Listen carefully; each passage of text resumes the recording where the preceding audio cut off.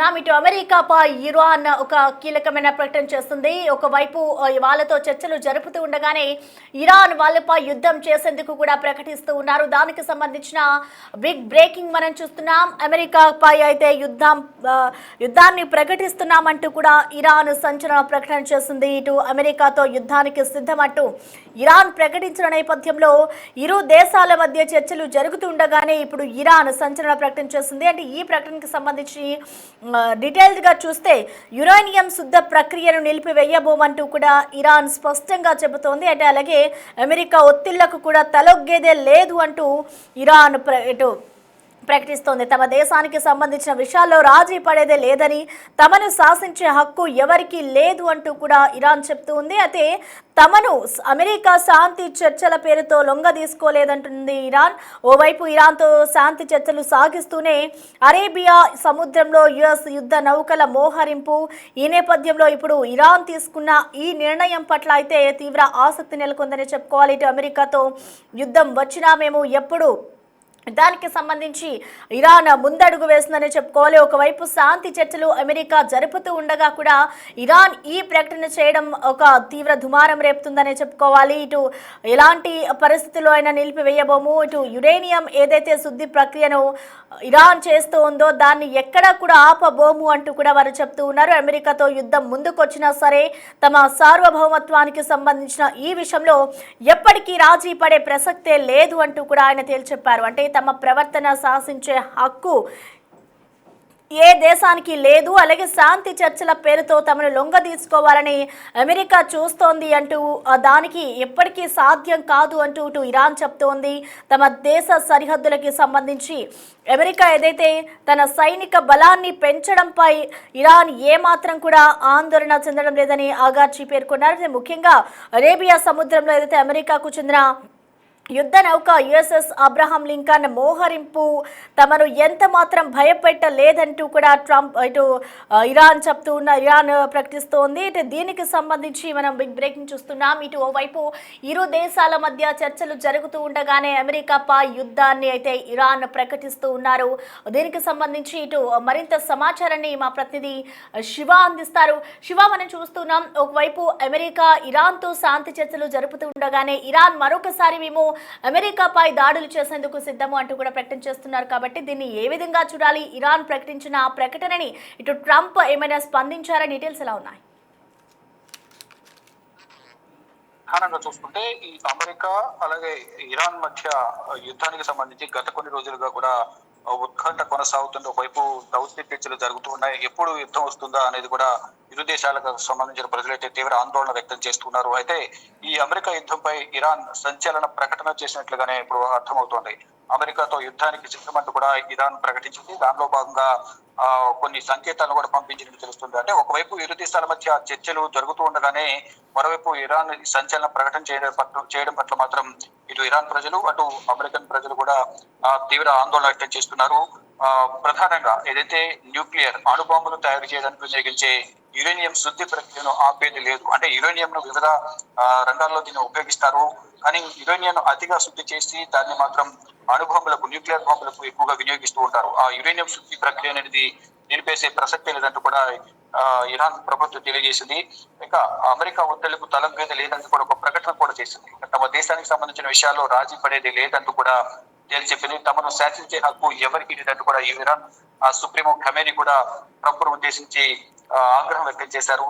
తమను అమెరికా శాంతి చర్చల పేరుతో లొంగ తీసుకోలేదంటూ కూడా ఇరాన్ తేల్చి చెప్పింది. అంటే ఓవైపు ఇరాన్ తో శాంతి చర్చలు సాగిస్తూనే అరేబియా సముద్రంలో అమెరికా యుద్ధ నౌకలను మోహరించింది. ఇప్పటికే అబ్రహాం లింకన్ పేరుతో ఉన్న విధ్వంసం సృష్టించే యుద్ధ నౌకను అరేబియా సముద్రంలో మోహరించింది. మరి సరిహద్దు ప్రాంతాల్లో యుద్ధ ట్యాంకర్లను, భద్రతా బలగాలను, అంటే సైనిక విభాగానికి సంబంధించిన అన్ని విభాగాలు కూడా భద్రతా బలగాలను మోహరించారు. ఇటు ఇరాన్ కూడా అదే స్థితిలో అదే స్థాయిలో ఎదుర్కొనేందుకు నౌకలను మోహరించింది, యుద్ధ నౌకలను, మరోవైపు యుద్ధ ట్యాంకర్లు, మరోవైపు బలగాలను కూడా అక్కడ మోహరించారు. కానీ ఈ నేపథ్యంలోనే అక్కడ ఒకవైపు చర్చలు జరుగుతుండగానే మరోవైపు ఎందుకు ఈ మోహరింపు కార్యక్రమాలు చేపట్టారనే దానిపైన తీవ్ర ఆగ్రహం వ్యక్తం చేసింది ఇరాన్. దానిలో భాగంగానే ఈ ప్రకటన చేసినట్లుగా తెలుస్తోంది. అయితే ఈ యురేనియం శుద్ధికి సంబంధించి అణుబాంబులను ఎక్కువగా తయారు చేసే దీన్ని వినియోగిస్తారు. మొత్తం ప్రపంచ వ్యాప్తంగా చూసుకుంటే 2025 సంవత్సరం నాటికి 12,500 కంటే ఎక్కువగా అణు వార్ హెడ్లు ఉన్నట్లుగా కూడా తెలుస్తోంది. వీటిలో 90% పైగా రష్యా, అమెరికా దేశాల వద్ద ఎక్కువగా ఉన్నాయి. అంటే న్యూక్లియర్ కి సంబంధించిన ప్లాంట్స్ కానీ, దాంట్లో అణుబాంబులు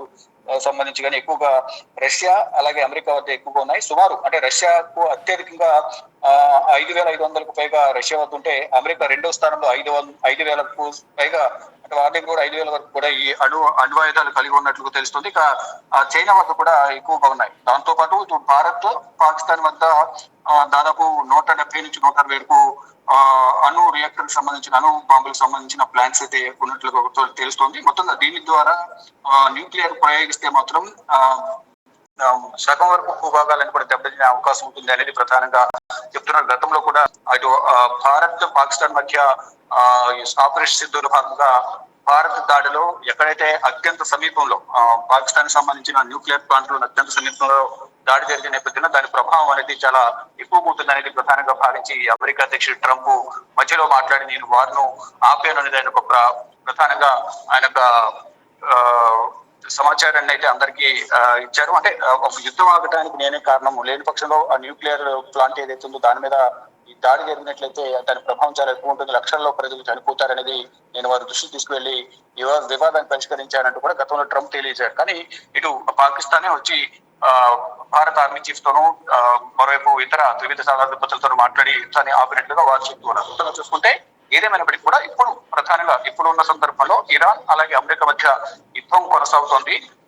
కొనసాగే అవకాశం ఉంది, ప్రకటన కూడా చేసింది. కాబట్టి యురేనియం శుద్ధిని మాత్రం ఆపేది లేదు. దాన్ని ప్రధానంగా అణుబాంబుల్లో వినియోగిస్తారు. కాబట్టి దాని ద్వారా ఒకవేళ యుద్ధం అంటూ వస్తే భారత్, ఇటు పాకిస్తాన్, భారత్ మధ్య గతంలో ఏదైతే యుద్ధం జరిగిందో దానికంటే భీకరంగా అమెరికా, ఇరాన్ మధ్య జరిగే అవకాశం ఉందనేది కూడా నిపుణులు చెప్తున్నారు. కానీ యుద్ధం జరగడం వల్ల దీని ప్రభావం ప్రపంచ దేశాల మీద పడే అవకాశం ఉంటుంది. కాబట్టి యుద్ధం రాకుండానే చూడాలనేది కూడా కొంతమంది భావిస్తున్నారు. దానిలో భాగంగా దౌత్య చర్చలు అయితే కొనసాగుతున్నాయి. ఒకవేళ దౌత్య చర్చలు విఫలమైతే మాత్రం యుద్ధానికి సిద్ధమంటూ కూడా వీడు ఖమేనీ కాలు దూకుతున్నారు. ఇరాన్ ఇప్పటికే ప్రకటించింది. కాబట్టి ఏం జరగబోతుంది భవిష్యత్తులో ఇప్పుడు అంటే నిన్న మొన్న కూడా ఎక్కువగా చర్చలు అయితే జరిగాయి. ఇప్పుడు వరకు ఎటువంటి అధికారిక ప్రకటన అనేది రాలేదు. కొన్ని కండిషన్స్, అమెరికా కూడా కొన్ని కండిషన్స్ పెట్టినట్లుగా ఉంది. ఆ కండిషన్స్ కి మేము ఎక్కడ కూడా తలకేది లేదు, దేశ భవిష్యత్తును దృష్టిలో ఉంచుకుని మేము ముందుకు కొనసాగుతామంటూ కూడా ఇరాన్ చెప్తా ఉంది. ఈ నేపథ్యంలోనే ఇప్పుడు ఈ ప్రకటన చేయడం పట్ల మాత్రం అందరూ తీవ్ర ఆందోళన వ్యక్తం చేస్తున్నారు. ఇక అధికారిక ప్రకటన ఇటు ఖమేనీ అయితే, ఇరాన్ అయితే ప్రకటన చేసింది, అమెరికా ఎటువంటి ప్రకటన చేయబోతుందని చూడాల్సి ఉంది. అంటే గతంలో కూడా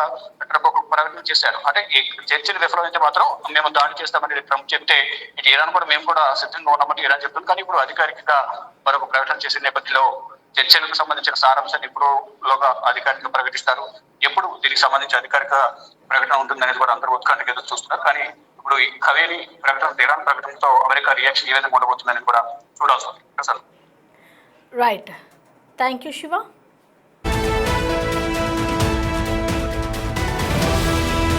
మొత్తానికి చూసుకోవచ్చు, ఇటు ఏదైతే అమెరికాకి సంబంధించి యుద్ధంపై అయితే ఇరాన్ సంచలన ప్రకటన చేస్తుంది. అమెరికాతో యుద్ధానికి సిద్ధమంటూ కూడా ఇరాన్ ప్రకటిస్తూ ఉంది. ఓవైపు ఇరు దేశాల మధ్య చర్చలు జరుగుతుండగానే ఇటు ఇరాన్ ఆ ప్రకటన చేయడంతో ఒక ఆందోళన వ్యక్తమవుతోంది.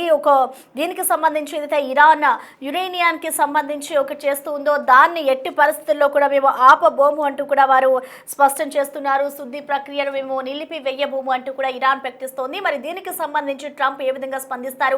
అమెరికాతో యుద్ధానికి మేము ఎప్పుడైనా సిద్ధమే అంటూ కూడా ఇరాన్ చెప్తూ ఉన్నారు. కాబట్టి మరొకసారి ఇరాన్ యుద్ధానికి సంబంధించి కీలక ప్రకటన చేయడంతో యుద్ధ మేఘాలు కమ్ముకునే అవకాశాలు ఎక్కువగా కనిపిస్తున్నాయి. మరొక వైపు ఇరాన్ ఇప్పటి వరకు యురేనియం శుద్ధ తవ్వకాలు ఏవైతే జరుపుతూ ఉన్నాయో వాటిని ఎట్టి పరిస్థితుల్లో మేము నిలిపి వేయబోము, యుద్ధానికి సంబంధించి మేము సిద్ధమే అంటూ ఇరాన్ కూడా చెప్తుంది. మరి దీనికి సంబంధించి అమెరికా ఎటువంటి చర్యలు తీసుకోబోతోంది?